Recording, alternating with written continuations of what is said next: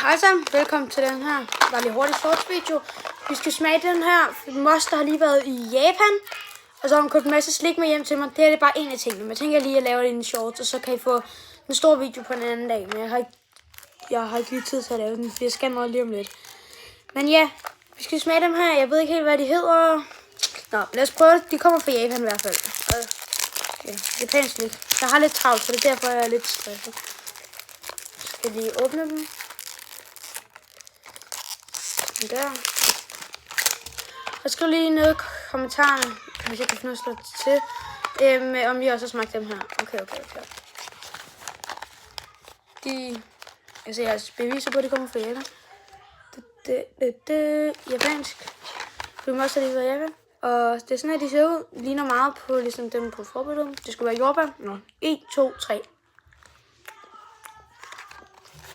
Okay, de er faktisk gode.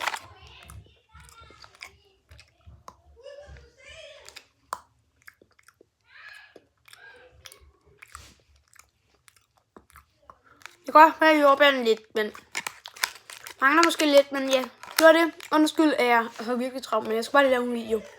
Adios, amigos.